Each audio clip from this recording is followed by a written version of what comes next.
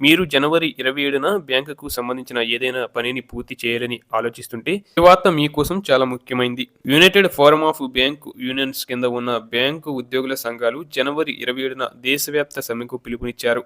Bank ఉద్యోగులకు వారానికి 5 రోజుల పని దినాల షెడ్యూల్‌ను అమలు చేయాలనేది వారి ప్రధాన డిమాండ్. అంటే బ్యాంకులు సోమవారం నుండి శుక్రవారం వరకు మాత్రమే పనిచేయాలి. ప్రతి వారం శని, ఆదివారాలు సెలవు ఉండాలి.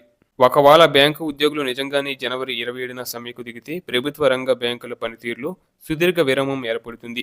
జనవరి 25 ఆదివారం సెలవు, జనవరి 26 గణతంత్ర దినోత్సవం సందర్భంగా సెలవు, అలాగే జనవరి 27 బ్యాంకు ఉద్యోగుల సమ్మె.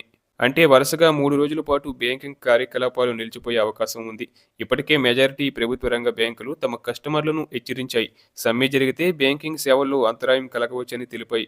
ఇక United forum of bank unions ఆధ్వర్యంలో ఈ సమ్మె నిర్వహించబడుతుంది. యుఎఫ్బియు అనేది బ్యాంకు ఉద్యోగులు, అధికారులకు చెందిన 9 ప్రధాన సంఘాల వేదిక.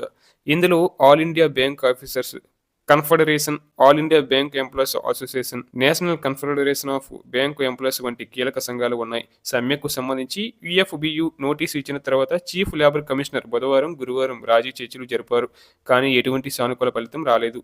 దీనికి ప్రధాన డిమాండ్ ఏంటంటే బ్యాంకింగ్ రంగంలో 5 రోజులు పని విధానాన్ని అమలు చేయడానికి ప్రభుత్వం నుంచి అనుమతిని యుఎఫ్బియు కోరుతుంది. ఈ డిమాండ్లో భాగంగా ప్రస్తుతం ఉన్న 2, 4 శనివారాల సెలవులతో పాటు అన్ని శనివారాలను పబ్లిక్ హాలిడేగా ప్రకటించాలని వారు కోరుచున్నారు. ప్రస్తుతం బ్యాంకులు నెలకు 2 శనివారాలు మాత్రమే మూసి ఉంటాయి. యూనియన్ల వాదన ప్రకారం ఈ మార్పు వల్ల ఉద్యోగుల నైతిక బలం పెరుగుతుందని, తద్వారా పని నాణ్యత మెరుగుపడి బ్యాంకింగ్ రంగ సేవలు మరింత బాగుంటాయని చెబుతున్నారు. దీనివల్ల కస్టమర్ సర్వీస్పై ఎటువంటి ప్రతికూల ప్రభావం ఉండదని వారు స్పష్టం చేస్తున్నారు.